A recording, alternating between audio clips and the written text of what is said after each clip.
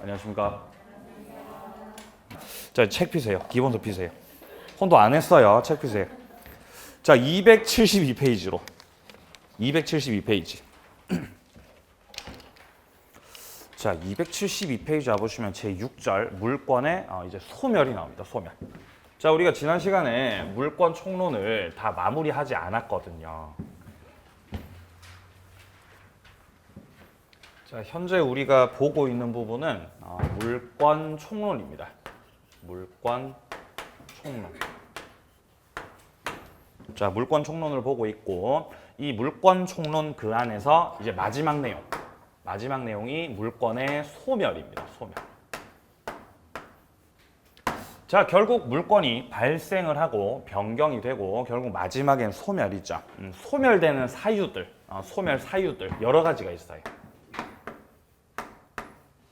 일단 물건이 멸실하면, 물건 자체가 멸실이 돼버리면은 물권은 소멸합니다. 예를 들어서 건물이 다 부셔졌어요. 그러면 이제 소유권이 소멸하겠죠. 자, 아니면 물권을 포기할 수도 있어요. 포기. 예를 들어서 소유권 포기 이런 거 할 수 있죠. 자, 그리고 혼동이라고 하는 것도 있고 혼동. 자, 뿐만 아니라 소멸시효의 완성으로 인해서 물권이 소멸할 수도 있습니다. 자, 여기서 일단 소멸시효 같은 경우는 시간의 효과로 인해서 소멸하게 된다라는 건데 기본적으로 채권의 소멸시효는 10년입니다. 채권 소멸시효 10년. 그리고 물권 중에서도 소멸시효에 걸리는 물권은 용익물권이에요. 지상권, 지역권, 전세권, 용익물권. 이거 20년간 행사 안 하면 20년간 행사 안 하고 방치하게 되면 말소 등기 없이도 소멸하게 되겠습니다. 혼동은 조금 이따 할 거고요. 자, 그래서 멸실, 혼동, 소멸시효. 얘네들은 법률의 규정이에요. 187조. 말소 등기 해야 소멸, 안 해도 소멸. 안 해도 소멸이에요. 안 해도요. 근데 여기서 이 포기는 제가 누누이 강조드렸지만 법률 규정이라고요, 법률 행위라고요. 포기는 법률 행위예요. 186조. 네, 포기만 법률 행위입니다. 따라서 물권 포기에 의해서 물권이 소멸하는 경우는 말소 등기 해야 돼요, 안 해도 돼요? 해야 되죠. 해야 되겠죠? 법률 행위니까, 법률 행위. 자, 책 보세요.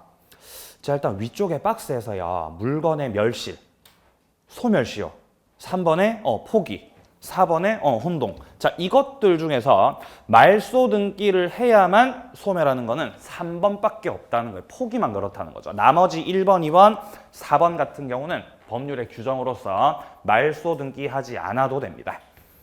자, 그래서 한 개씩 나오고 있어요. 먼저 네모 1번에 목적물의 멸실이죠. 1번, 물건의 멸실, 건물이 멸실했다. 건물이 다 붕괴돼 버렸어요. 다 부셔져 버렸죠. 이러면 그 건물에 있었던 소유권이나 저당권이나 이런 물권들은 소멸합니다. 2번의 토지 포락도 마찬가지죠. 토지가 멸실한 거나 마찬가지입니다. 자, 그다음 내려가서 네모 2번의 소멸시효입니다. 기본적으로 물권들은 소멸시효에 걸리지 않아요. 뭐 소유권이나 뭐 저당권이나 뭐 유치권 이런 것들 소멸시효에 안 걸립니다. 소멸시효와 연관이 있는 물권은 용익물권. 밑에 4번이에요. 몇 년간 방치하면? 20년간. 20년간 방치하면 소멸한다는 거죠. 지상권, 지역권, 전세권. 이 세 가지가 용익물권이죠? 예. 자, 그다음 오른쪽 포기입니다. 포기. 물권을 포기하면 물권이 소멸하는데 이것만큼은 말소 등기 해야 돼요. 법률 행위라서. 자, 그래서 포기는 단독 행위에 해당이 되고요. 자, 그리고 2번 보세요. 지상권이 저당권의 목적이 되어 있다라고 돼 있죠. 이 뭔 말이냐?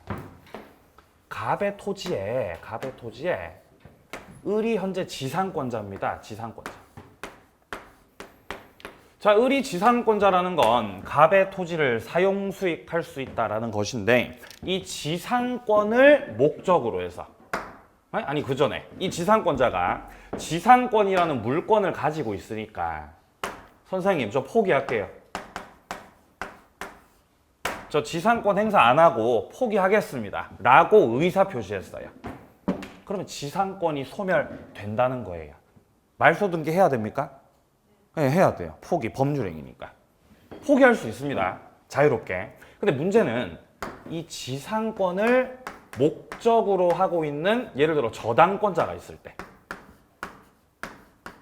자, 그러면 이 저당권자 같은 경우는 지금 을의 지상권을 담보로 잡고 있는 거죠. 자, 저당권, 담보 제공을 할 때 부동산을 제공하는 경우가 대부분이지만 이렇게 권리를 제공할 수도 있거든요. 그럼 지금 저당권자가 지금 뭐를 담보 잡고 있는 거예요, 지금? 지상권 담보 잡고 있어요. 그럼 등기부 을구란에 등기부 을구란에 을구는 소유권 이외상이 기재가 되는 거죠. 그럼 여기서 1번 을구란 1번 지상권자 을 이렇게 등기돼 있죠.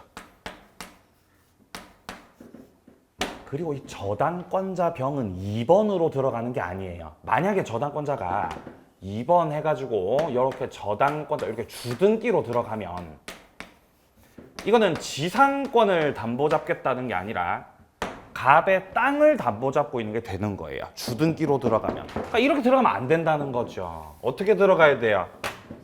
1-1로 들어가시는 거죠. 요렇게 들어가야 이 저당권자가 지상권을 저당 잡는 게 되는 겁니다. 그럼 이런 상태라면 지상권자가 제멋대로 나 포기할게. 포기해가지고 지상권이 소멸하면 그 지상권에 딸려 있었던 저당권도 덩달아 소멸이죠. 이럴 때는 마음대로 포기 못한다는 거예요. 너 포기하고 싶으면 지상권 포기하고 싶으면 너를 저당 잡고 있는 이 병에게 동의받고 포기해야 돼. 저당권자의 동의가 필요하다라는 것이에요. 예. 왜냐면 지상권자 네가 네 멋대로 죽으면 안 된다는 거. 네가 죽으면 나도 죽는다는 거죠. 동의받아야 됩니다. 그게 지금 2번에 나와 있는 내용이죠. 지상권자가 지상권 포기하네. 저당권자의 동의가 필요하다라는 것입니다. 자, 그리고 밑에 4번의 혼동. 여기가 단독 문제로 출제가 될 수 있고 빈출이라고 돼 있죠. 소멸 파트에서는 혼동이 가장 중요하다고 할 수 있겠습니다. 자, 그렇다면 혼동이라고 하는 게 뭐냐? 자, 혼동은 이런 거예요. 자, 예를 들어 갑이 소유하고 있는 토지에 갑의 토지에 을이 지상권자로 들어왔어요. 을이 지상권자입니다. 그러면 지상권자로 등기가 돼 있죠. 자, 근데 지상권자가 토지를 사용하다 보니까 이 토지가 마음에 들 수가 있죠. 그래서 설정자한테 제가 이 토지를 살게요, 선생님, 살게. 갑하고 매매 계약을 체결해서 소유권 이전 등기 넘겨받아 을이 소유권을 취득한 것이에요. 그럼 을이 소유권을 딱 취득하게 되는 순간 이 상태가 바로 혼동이라고 하는 상태입니다. 혼동. 두 개 이상의 법률상의 지위가 지금 한 사람 을한테 귀속이 됐다 이 말이죠. 자, 그럼 이거 자체가 혼동이에요. 을은 내 땅이죠. 근데 내가 내 땅을 지상권자로서 사용하고 있다가 되는 거예요. 말이 안 된다는 거예요. 내가 내 땅을 왜 지상권자로 쓰겠습니까? 혼동이 됐기 때문에 권리 한 개를 없애버려야 되는 거죠. 예. 뭘 없애야 되겠어요? 소유권 없애요? 지상권 없애요? 지상권 이거 없애야 된다는 거예요. 이렇게. 이게 제한 물권과 소유권 간의 혼동이 되겠습니다. 말소 등기 안 해도 없어지는 거예요. 지상권이. 뿐만 아니라 그럼 예를 들어서 갑의 집에 을이 지금 저당을 잡고 있어요. 을이 저당권자예요. 그럼 역시 저당권자로 등기돼 있죠.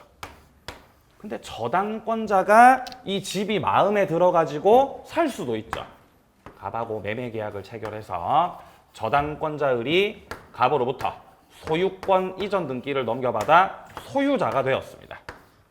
이러면은 또 혼동이라는 거죠. 혼동. 이러면 또 혼동이지. 혼동. 내가 내 집을 저당 잡고 있는 거죠. 제정신 아닌 거죠, 그죠? 내가 내 집을 왜 내가 저당을 잡겠습니까? 없어져야 되죠. 뭐가 없어져야 돼요? 저당권 없애야 돼요. 역시 혼동에 따라 소멸한다는 거죠. 이게 혼동이에요. 자, 의의보입니다. 조금 내려가서 의의 보세요. 자, 273페이지 밑에 쪽에 있습니다. 혼동이란 채권 채무와 같이 서로 대립하는 두 개의 법률상 지위가 동일인에게 귀속하는 거, 요걸 가리켜서 혼동이라고 합니다. 자, 그 밑에 줄에 보시면요. 밑에 줄 혼동이 있게 되면은 그 혼동되는 권리는 원칙적으로 소멸한다라고 되어 있죠. 자, 뒷페이지로 오셔가지고요. 여기서 소멸할 때 양괄호 2번 혼동으로 인한 물권 소멸은 등기를 요하지 않습니다. 말소 등기를 하지 않아도 소멸한다라는 것이죠. 자, 이렇게 혼동의 유형들이 밑에 나오고 있습니다. 일단 첫 번째 혼동 유형은 소유권과 제한 물권의 혼동이에요. 오른쪽에 보시면 양괄호 2번에 제한 물권과 제한 물권끼리의 혼동도 있는 거죠. 그러니까 이런 것들이 바로 소유권과 제한 물권들 간의 혼동이다라는 것이죠. 근데 여기는 일정한 예외가 있어요. 예외가. 자, 어떤 예외가 있냐면 갑소유 토지의 을이 지상권자고 을이 지상권자. 그리고 을에 그 지상권을 목적으로 하고 있는 예를 들어 저당권자가 들어와 있을 때 저당권자가 을의 지상권을 저당 잡고 있다는 거죠. 이런 상태에서 만약에 이 지상권자가 갑과의 매매 계약을 통해서 갑으로부터 해당 토지의 소유권 취득을 하게 되면 당연히 원칙적으로는 이 지상권 어떻게 돼야 돼요? 소멸해야죠. 원칙은. 근데 여기서는 이 지상권을 담보 잡고 있는 저당권자가 있는 거죠. 그러면 지상권이 소멸하면 뭐도 따라서 소멸이에요? 얘도 소멸해요. 얘도. 그러니까 저당권자가 죽지 마. 네가 죽으면 나도 죽는단 말이야. 억울하다는 거죠. 그래서 이 제3자 병을 보호하기 위해서 지상권 목적으로 하는 저당권이 있으므로 이 경우는 혼동이 맞지만 예외적으로 소멸하지 않는 것이에요. 이게 혼동 예외 첫 번째입니다. 이게 바로 혼동 예외 첫 번째. 자, 그리고 혼동의 예외는 한 개 더 있어요. 예외 한 개 더 있습니다. 자, 또 어떤 예외가 있냐면은 갑소유 목적물의 1순위의 을이 저당권자예요. 저당권자.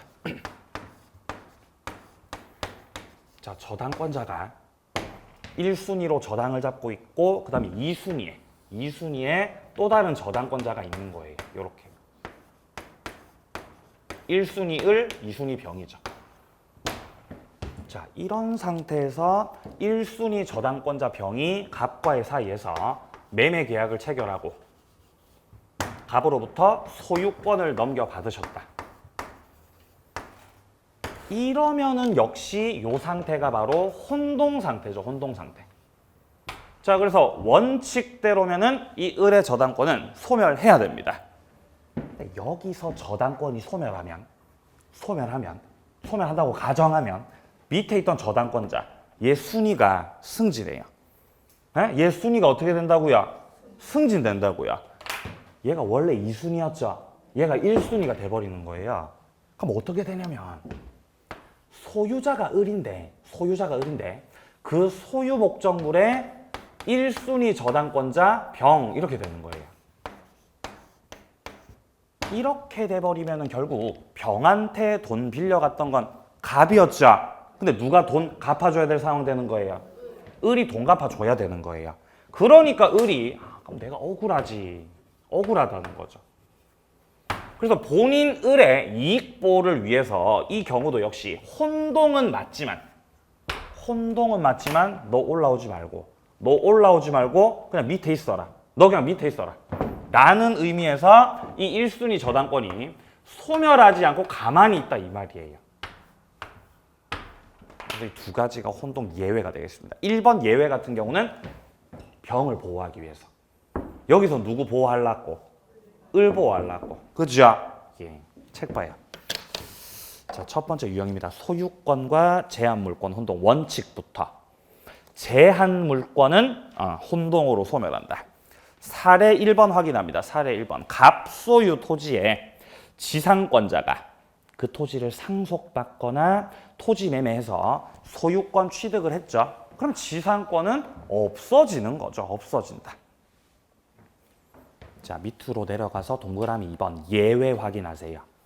혼동으로 소멸하는 제한 물권이 제3자 권리의 목적인 때, 그 제한 물권이 제3자 권리의 목적인 때, 그런 경우나 아니면 후순위로 권리자가 존재할 때, 후순위로 권리자가 존재할 때, 이런 경우에 제한 물권은 혼동으로 소멸하지 않는다라는 것입니다. 예외. 사례 1번 확인하세요. 사례 1번. 갑의 토지에 지상권자 을이 있고요. 그 지상권 목적으로 하는 병의 저당권이 존재하고 있을 때 을이 매매를 통해서 소유권 취득을 했더라도 이 을의 지상권은 소멸하지 않습니다. 저당권자 병을 보호하기 때문입니다. 자, 그리고 사례 2번도 확인합니다. 갑소유 건물의 저당권자 을이 1순위 저당권자, 그리고 2순위 저당권자 병이 있습니다. 이때 동그라미 1번 저당권자 을이 건물을 매매로 인수해서 소유권 취득했죠. 1번 저당권 소멸 안 한다라는 것이에요. 왜냐하면 올라오지 마. 네가 올라오면 내가 억울하단 말이야. 자, 근데 우리 책에는 이런 것도 나와요. 그러면 을의 저당권자 을이 갑과 매매 계약을 통해서 소유권 취득한 경우는 이 저당권 소멸 안 하지만 얘가 2순위 저당권자가 갑하고 매매 계약을 체결해서 소유권 취득을 했어요. 예를 들어서 소유권 취득. 이렇게 된 경우는 이때는 올라올 애가 밑에 있어요, 없어요?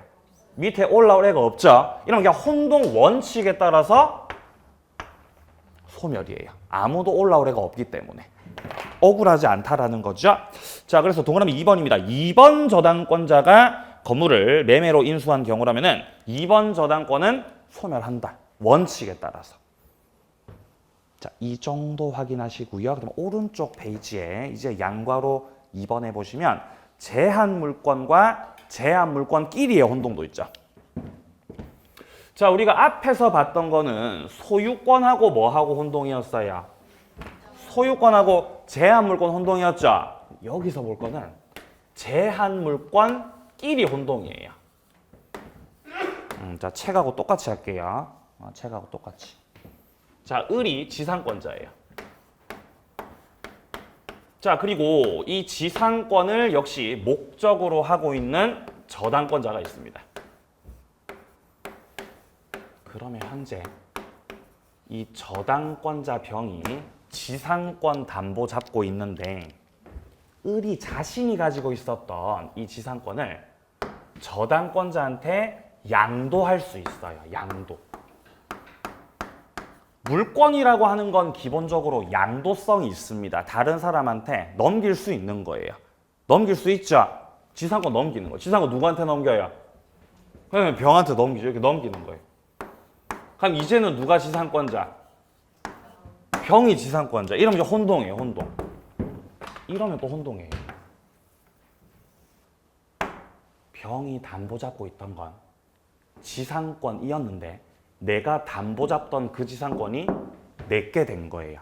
그러면 내가 내 지상권 내가 담보 잡는 거죠. 혼동이죠. 그죠? 없어져야 되는 거예요. 뭘 없애버릴까요? 에? 지상권 없애요? 저당권 없애요? 저당권이 없어져야 돼요. 네, 지상권 없애버리면 다 없어집니다. 네, 저당권이 없어져야 됩니다. 이게 바로 제한물권 간의 혼동입니다. 자, 그래서 사례를 보시면 갑의 토지에 을의 지상권 그리고 을의 지상권을 목적으로 하는 병의 저당권이 존재하고 있습니다. 이때 지상권자 을이 저당권자 병에게 지상권 양도를 했죠. 이런 경우에 지상권과 저당권이 동일인 병에게 귀속됐기 때문에 저당권, 혼동으로 인해서 소멸하게 되겠습니다. 자, 여기까지 유형들 살펴봤고요. 조금 더 복잡하고 자세한 내용들은 이후 과정에서 또 다뤄보도록 하겠습니다. 일단 오늘은 뭐 요 정도만 아셔도 충분합니다. 자, 나머지 내용들도 좀 보죠. 내려가서 3번의 혼동 효과 확인하세요. 등기를 요하지 않는다라는 거 확인 한 번 더 하시고요. 그리고 내려가서 4번 보시면요. 성질상 혼동의 원칙이 적용되지 않는 경우라고 해서 양괄호 1번의 점유권하고 양괄호 2번의 광업권 나오고 있습니다. 기본적으로 점유권과 광업권은요. 다른 물건들하고 양립이 가능해요. 양립이 가능하다. 나는 소유자이면서도 점유권자다. 나는 소유권도 가지고 있고 점유권도 가지고 있다. 그게 가능하다는 거예요. 나는 전세권도 가지고 있고 점유권도 가지고 있다. 가능하다는 거죠. 나는 소유자이면서 미채굴 광물을 뭡니까 이게 채굴할 수 있는 광업권도 가지고 있다. 양립이 가능하다는 거예요. 따라서 이 점유권, 광업권 같은 경우는 혼동하고는 관련이 없다는 거죠. 혼동이 된다고 해도 소멸하는 애들, 안 하는 애들이라는 거예요. 점유권, 광업권은요. 자, 여기까지 물권 소멸 마무리하겠습니다. 자, 이제 우리는 물권 강론으로 바로 이어서 갑니다. 자, 우리가 이제 물권 총론을 지나서 이제 물권 강론으로 왔어요. 물권 강론. 총론이라고 하는 것이 전반적인 내용을 다 다루는 것이라면 강론은 각각의 개별적 물건들을 다루는 거예요. 개별적 물건들을. 한 명씩 면담하는 거예요. 한 명씩. 총론에서는 물건들 다 모아가지고 한꺼번에 다 보는 거고 강론은 한 명씩 만나는 거죠. 한 명씩. 예. 그래서 여기가 조금 더 이제 받아들이기는 쉬우실 거예요. 총론에 비해서. 막 이것저것 다 나오는 게 아니니까. 강론에서 첫 번째로 나오는 거는 일단 점유권입니다. 점유권이 제일 처음에 나와요. 자, 그리고 두 번째 소유권. 소유권. 세 번째 용익물권. 용익물권에는 지상권, 지역권, 전세권 세 가지가 있습니다. 자, 그리고 마지막으로 담보물권. 자, 담보물권에서는 질권 제외한 유치권과 저당권이 우리 시험 범위가 되겠습니다. 이로써 각각의 개별적 물건들 총 7가지 물건들을 살펴보게 되겠습니다. 자, 그 중에서 일단 먼저 점유권부터 보자는 거죠. 자, 점유권에서 어떤 내용들이 나오느냐? 점유권에서 제일 처음에 나오는 게 점유의 관념화예요. 관념화. 이 점유 관념화에서 점유 보조자, 점유 보조자, 그리고 간접 점유자, 이 두 분을 비교하시면 돼요. 이 두 분이 정반대로 생겼거든요. 정반대로. 이 두 분을 비교합니다. 관념화 파트에서. 자, 그리고 그 이후에 점유 종류. 자주점유, 타주점유, 선의, 악의, 평온, 공연, 과실, 무과실, 계속, 적법 뭐 이것저것 많은데 자주점유하고 타주점유 이 두 가지를 잘 비교해서 정리를 합니다. 자, 그리고 세 번째로 점유 파트에서 효력 파트에서 점유자와 회복자 간의 관계에 대한 내용. 점유자, 회복자 관계. 그리고 마지막으로 이제 점유권 가지고 행사하는 물권적 청구권. 그게 바로 점유 보호 청구권이거든요. 점유 보호 청구권. 네, 요 순서대로 해서 내용들 함께 살펴보겠습니다. 일단 우리 책에서도 역시 지금 284페이지 밑에 쪽에 보시면 표가 나오죠. 여기서 먼저 첫 번째, 출제 키워드 첫 번째, 관념적 점유. 이게 관념화를 말하는 거예요. 두 번째, 자주, 타주 점유, 종류. 그리고 밑에 효력에서는 점유자, 회복자 간의 관계. 여기 대단히 많이 출제가 되고요. 그리고 그 밑에 나오는 점유 보호 청구권. 얘도 반드시 정리를 잘 해두셔야 됩니다. 물권적 청구권은 반드시 한 문제씩은 나온다 그랬죠? 네, 반드시 나옵니다. 자, 그럼 먼저 점유와 관련된 개념들부터 살펴보죠. 286페이지로 오세요. 일단 점유권의 뜻이 뭐냐, 뜻. 자, 그거는 위쪽에 파랑 색깔 2번에 나와요. 점유권과 본권이라고 돼 있는 요 단락에서 세 번째 줄에 점유권의 뜻이 나오고 있습니다. 점유권은 지배할 수 있는 권리, 즉 본권이 있느냐, 그런 거 안 따져요. 본권이 있는지 없는지 그런 거 따지지 않고 사실상의 지배 상태, 점유에 대해서 권리를 부여한다. 이게 점유권입니다. 자, 그러니까 점유권이라고 하는 건 이 물건에 대해서 본권을 가지고 있느냐 안 가지고 있느냐 그런 거 안 따져요. 그런 거 안 따집니다. 그냥 사실상 지배만 하시면 되는 거예요.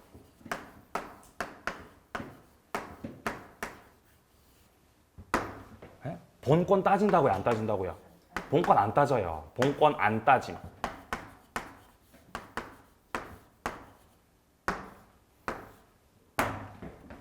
네. 아침에 이제 차 타고 오면 여기 주차장 있잖아요. 그죠? 주차장에. 제가 차를 이렇게 넣으려고 하면은 이렇게 서라 그래요. 아직 서라고. 서라 그러거든요. 차 대보셨어요? 밑에다가? 서라 그래요. 그래서 내가 이렇게 할 거라고 이렇게 하거든요. 차에서 내려야 돼. 이렇게 내려야 된다고요. 키 넣으셨어요? 이렇게 물어보거든요. 네, 키 넣어놨습니다. 네, 그럼 저 가시라고 이렇게 하거든요. 그러면 그분이, 그 직원분이 제 차에 타셔가지고 이제 자기가 이렇게 뭐 기계식 주차에 넣는다든가 이렇게 하시잖아요. 그럼 그분 같은 경우는 일단 기본적으로 소유권은 없죠? 소유권은 없어요. 그분이 뭐 전세권자입니까? 뭐 임차인입니까? 아무것도 없다고요. 근데 그분은 제 차에 타고 있고 제 차 끌고 들어가잖아요. 그럼 그 사람한테 뭐는 있다는 거예요? 요거는 있다는 거예요. 요거는요. 그럼 그분에게 점유권이 있는 거 없는 거? 있는 거죠. 본권이 있는지 없는지 그런 거 안 따진다는 거죠. 예를 들어 좀 더 극단적으로 제 차를 예전에 보니까 그 기계 안에다 안 넣어놨더라고요. 그냥 이렇게 차를 삐딱하게 대놨더라고요. 근데 키를 반드시 차에 넣어놔야 돼요. 키를 반드시. 근데 제 차에 현금이 많거든요. 현금이. 제 차에 현금을 넣고 다녀요. 불안하잖아요. 그래서 쉬는 시간마다 계속 내려가서 이렇게 키를 가져가려고 그러니까 키 가져가지 말고 계속 이렇게 하시더라고요. 그럼 만약에 제가 불안해했던 대로 누가 와가지고 도둑놈이 와가지고 제 차를 타고 끌고 가버렸다면, 네? 그 차 도둑놈 같은 경우는 사실상 지배해야 안 해요? 지배하는 거예요. 본권 있어요, 없어요? 도둑놈. 본권 없어요, 본권 없다고요. 근데 도둑놈이라고 해도 본권이 없지만 요거를 하고 있다면 점유권 인정된다, 인정 안 된다? 인정되는 거예요. 점유권이 인정된다는 거죠. 그리고 점유권이 인정이 되면은 점유보호 청구권. 점유보호 청구권. 요게 이제 인정이 되는 거예요. 네. 뭔가 차에다가 이렇게 현금을 넣어놔야 마음이 안정이 돼요, 이게. 이렇게 강의 다니면은 이렇게 사람이 막 이렇게 우중충해지거든요. 그때 이렇게 꺼내가지고 현금다발 보면은 마음이 이렇게 안정이 돼요, 이렇게 안정되는 거죠. 네, 그 돈다발 넣어놓으니까. 그죠? 안정되겠죠? 예. 뻥입니다. 돈 없어요. 뒤지지 마세요. 돈 없습니다. 뻥입니다, 뻥. 완전 뻥이죠. 자, 내려가서 이제 네모 2번이에요. 사실적 지배라고 나와 있죠? 사실적 지배. 요게 이제 사실상 지배를 말하는 건데, 이 사실상 지배라고 하는 게 어떤 물리적인 점유. 어떤 물리적인 점유. 어떤 현실적인 지배. 현실적. 이런 것만을 뜻하는 게 아니라는 거예요. 물리적이고 현실적인 것도 사실상 지배지만 이 사실상 지배 안에는 어떤 관념적인 지배도 포함되어 있어요. 관념적인 거. 지금 제 차는 주차장에 있죠. 제가 물리적이고 현실적으로 지배하지 않아요. 그죠? 하지만 저는 차량의 소유권을 가지고 있는 자고 저의 지배하에 놓여져 있다라고 봐주는 거예요. 민법에서. 그게 바로 관념적 지배입니다. 차에 타고 있는 거는 아니지만 관념적 지배가 인정되기 때문에 저는 지금 현재 지하 주차장에 있는 제 차에 점유권이 있는 상태, 없는 상태? 있는 상태라고 봐야 되는 거예요. 있는 상태라고. 예. 점유권이 있습니다. 점유권이 있다. 예. 자, 오른쪽 페이지 가보세요. 양괄호 2번에 물리적 지배와 관념적 지배라고 돼 있죠. 여기서 동그라미 1번 확인합니다. 자동차 관념적 지배. 갑이 주차장에 차 세워놓고 점심 식사했을 때 갑이 물리적으로 점유를 하진 않았지만 관념적으로 지배를 하고 있다가 인정되기 때문에 갑에게는 점유권이 있는 것이다 이 말입니다. 자, 그렇다면 이 관념적 지배 관련해서 밑에 쪽 02번에 관념적 지배가 나오는데 여기서는 총 3사람을 정리하셔야 돼요.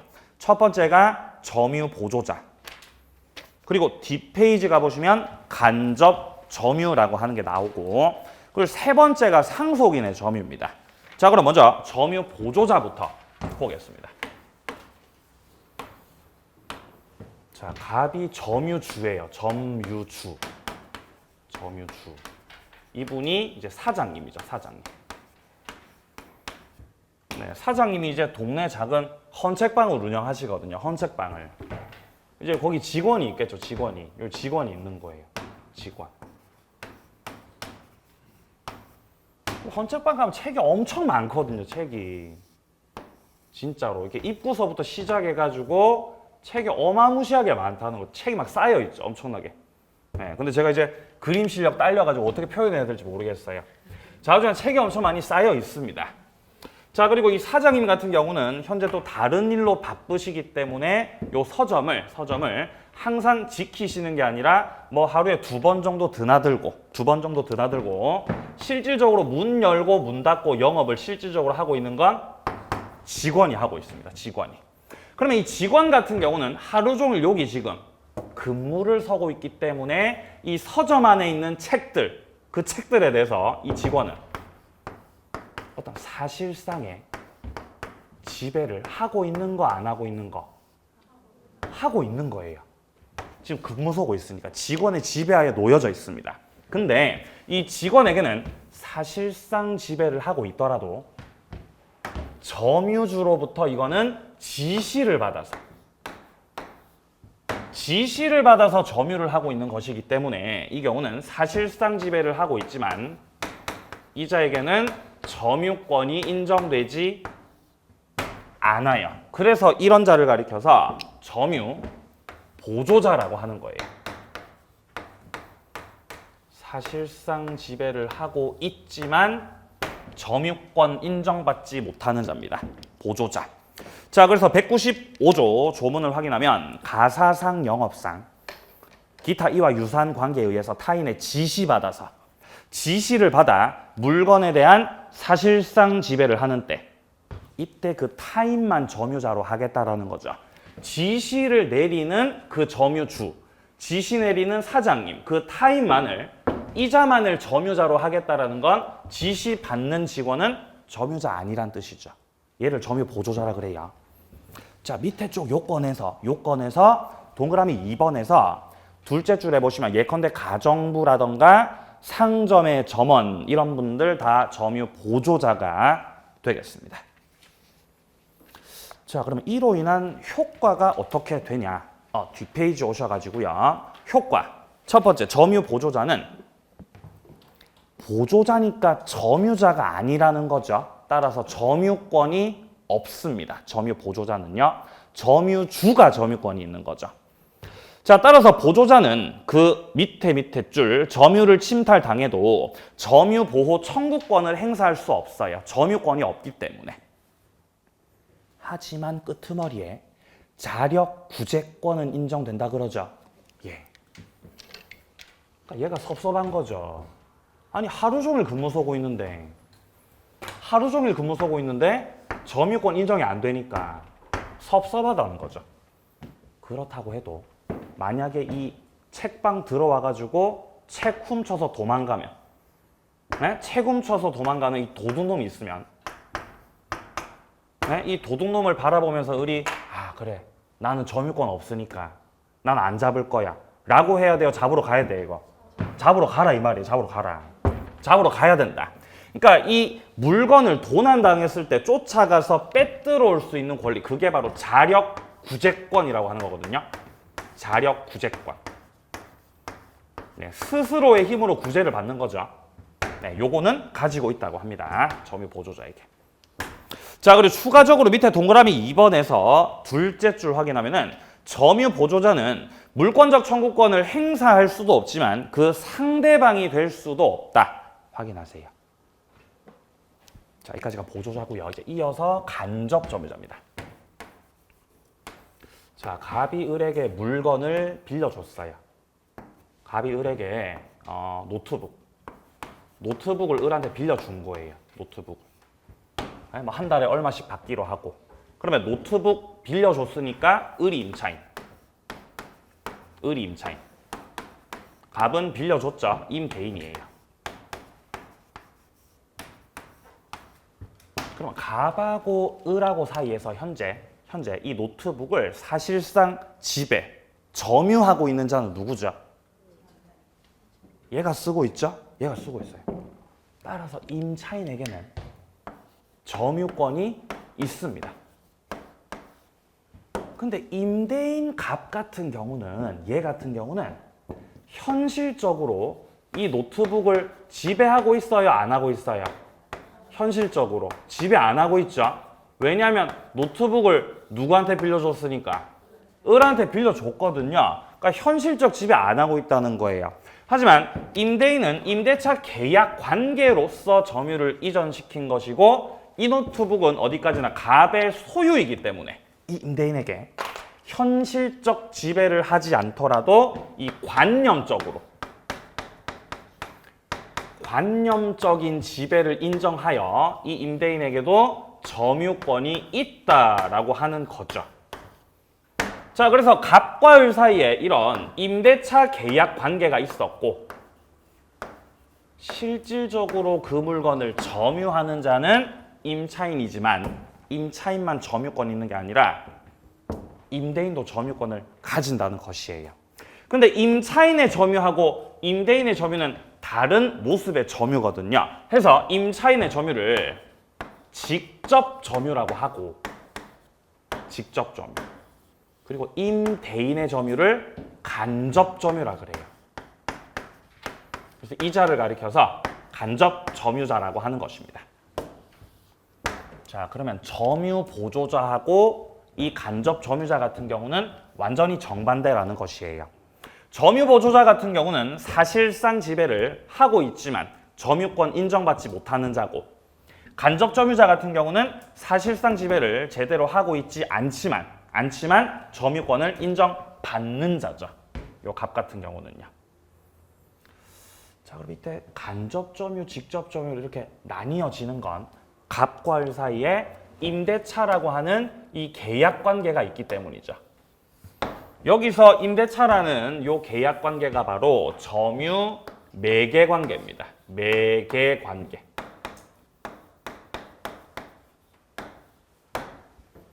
자, 체감표 확인하죠. 194조 확인합니다. 지상권, 전세권, 질권, 사용대차, 임대차, 임치, 기타 점유 매개 관계로 타인으로 하여금 물건을 점유하게 한 자, 물건을 빌려준 자, 뭐 요 정도로 보시면 돼요. 이 자에게는 간접으로 점유권이 있다. 자, 밑에 의 보세요. 갑소유 아파트를 을이 임차인으로 점유할 때 임차인이 직접 점유자, 그리고 임대인은 간접으로 점유권이 있다. 자, 그리고 이 간접 점유가 성립하기 위해서는 임대차라고 하는 이런 점유 매개 관계가 존재를 해야 되는데, 여기서 임차인이 다시 임대차를 할 수도 있어요. 임차인이 이렇게 다시 임대차를 하면 이걸 뭐라고 해요, 우리가? 전대차. 전대차라 그러죠. 전대차. 그럼 전대차 계약을 하게 되면, 물건을 넘기게 되면은 이제는 누가 직접 점유하는 거예요? 얘가 직접 점유하겠죠. 이런 애들 전차인이라 그러죠. 전차인. 이분이 직접 점유.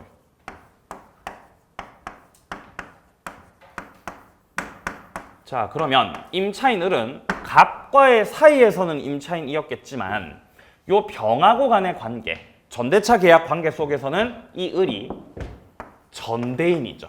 전대인. 요렇게 되기 때문에 을은 더 이상은 직접 점유를 이제 안 하겠죠. 이제 을은 무슨 점유 하시는 거예요? 간접 점유 하는 거예요. 전대인으로서. 자, 이렇게 되면 결국 전대차라고 하는 요 계약 관계를 통해서 또다시 직접 점유와 간접 점유로 나누어진 거죠. 그럼 요것도 역시 점유 매개 관계라는 거죠. 매개 관계. 그러니까 점유 매개 관계라는 것은 이렇게 중첩이 될 수 있다는 거죠. 중첩될 수 있다. 자, 그게 밑에 쪽 요건에 나오고 있습니다. 동그라미 1번 점유 매개 관계가 있어야 하는데 동그라미 2번 이게 중첩될 수 있다. 자, 추가적으로 내려가서 동그라미 3번 확인하세요. 점유 매개 관계는요. 반드시 유효할 필요는 없습니다. 내려가서 효과. 간접 점유자도 직접 점유자도 점유권 가진다.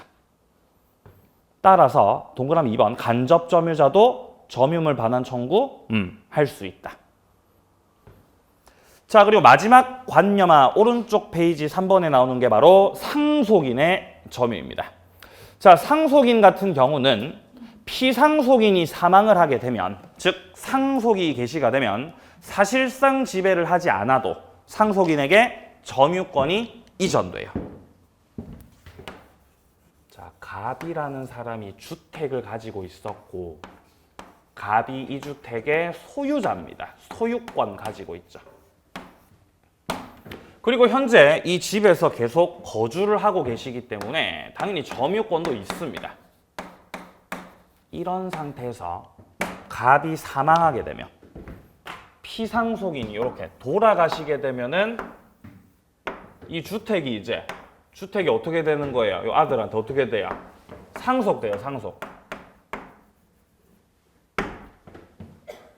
상속이 됐다는 건 소유권이 어떻게 됐다는 거? 이전이 됐다는 거죠. 등기해야 돼요, 등기 안 해도 돼요, 이거? 등기 안 해도 되죠? 등기 안 해도 소유권 넘어가죠. 을한테 넘어가죠. 상속인한테 넘어가는 거예요.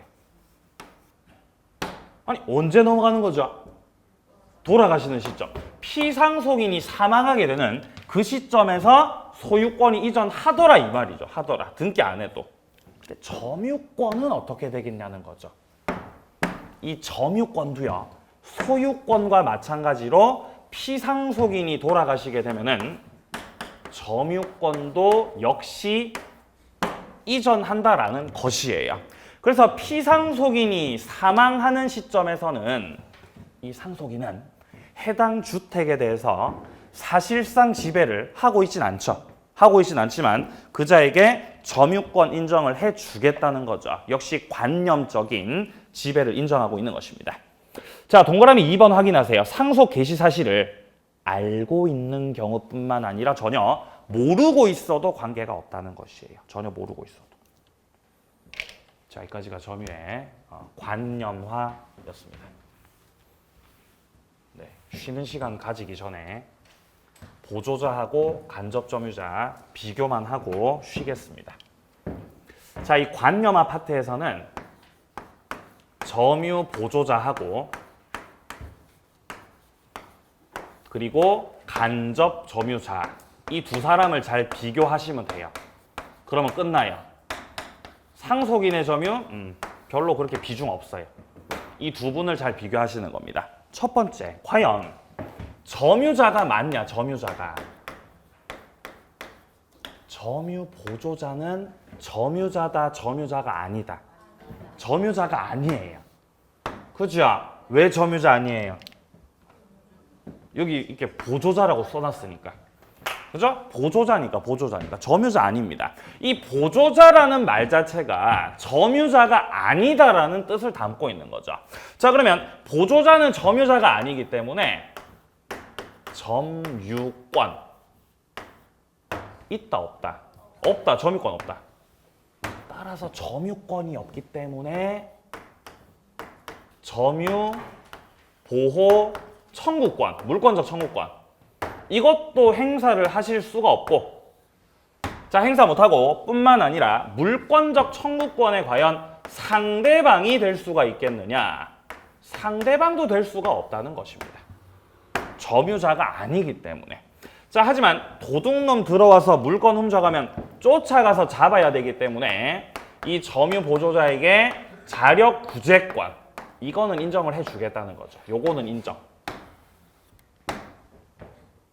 자, 근데 간접 점유자는요, 얘는 점유자예요, 아니에요? 얘는 점유자죠. 그죠? 왜 점유자예요? 써놨으니까. 점유자라고 써놨다. 자, 그래서 얘는 점유자가 맞으니까 점유권 있고, 따라서 점유보호 청구권 행사할 수 있고, 상대방 될 수 있고. 근데 현장에는 안 계시기 때문에, 물건 빌려줬기 때문에 쫓아갈 수 없다. 따라서 자력 구제권은 인정받지 못합니다. 자, 여기까지 관념화 마무리하고 좀 쉬었다가 점유 종류로 들어가도록 하겠습니다.